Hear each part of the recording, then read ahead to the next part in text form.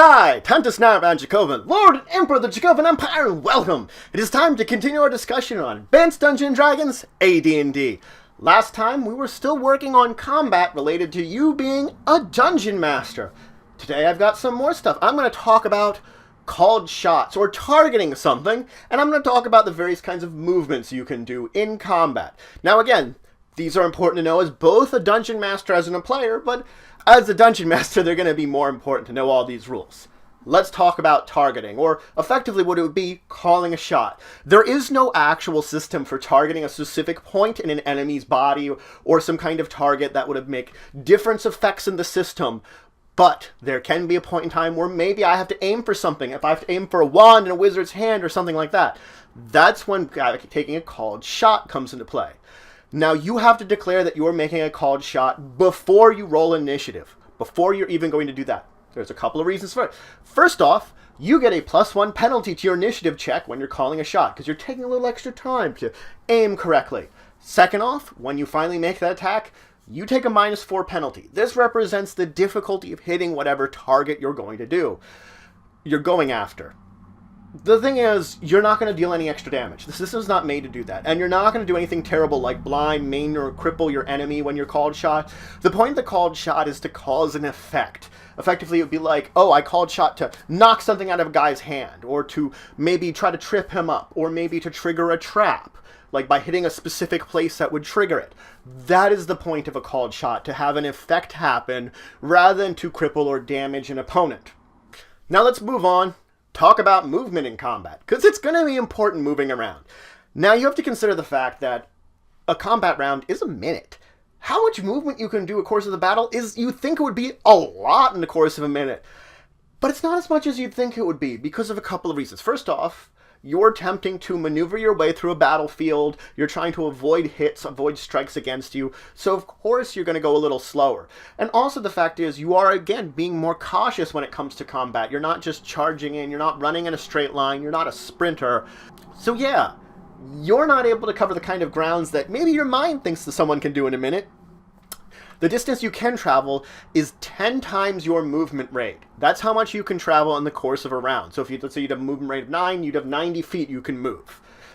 So you can just do that full movement. Now, you are allowed to make your melee attack if you do move up to half of that movement, and then you can still make a melee attack. So let's say in the combat, I'm normally moving around. I'm doing my best to, I'm not really charging into battle. I'm not rushing straight on ahead. I'm not being really cautious. I'm not being sneaking along. I'm being cautious. I'm being prepared for the combat. If I would move half my speed, or less, I could still make my melee attack. I could sort of strike at the end of it. If I'm in missile combat, I can still also move. Again, moving half of my movement rate that I would have for the turn, movement speed I would have for the turn, based upon my movement rate. But at the end of that, I could attack with my whatever range attack it is at half the rate I normally would have. So if it's something like a bow, which I could do 2 hits a turn, I could move and get 1 hit. On the other hand, if it's something like crossbow that you could do every other turn, I could be moving around and get it on every 4th turn. Now let's talk about the charge, because this is a classic kind of maneuver as you race forward into combat, ready to strike an opponent. This one, on the other hand, you get more movement. You get 50% more movement than you normally would be to charge into battle, striking at an opponent with wild, deadly blows. You do get a bonus also to it. You get +2 to your attack to try to hit them, because you're sort of moving in very quickly into the battle. And you just get that 1 attack at the end of your movement, however long it would be, to strike them. Now, there are certain weapons like lances, which do extra damage on a charge, so you might have an advantage of running up and skewering them.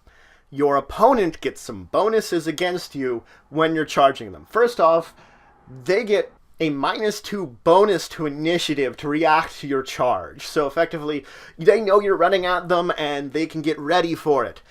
You also don't have a dexterity bonus to your AC when you're charging, and you have a 1 penalty to your AC. So you're leaving yourself much more open to the attacks against them. Also, there are certain weapons, like certain polearms and spears, that you can be readied against a charge. They would deal you double damage, that they would get a free attack in on you as you came up and do a lot of extra damage. Now you can also retreat from combat. That's a type of movement you can do, and there's 2 types of retreating: the withdrawal and the fleeing. A withdrawal is more of a controlled escape from combat. You can move up to 1/3 of your speed, but you're basically backing out slowly from combat. Your opponent could continue to pursue you and follow you just the same. It's fine. If you get into a combat situation where it's you and a friend versus an opponent, then let's say you're withdrawing, your friend can prevent the opponent from pursuing you, from basically chasing after you in your withdrawal. So I can slink away from combat and still be safe.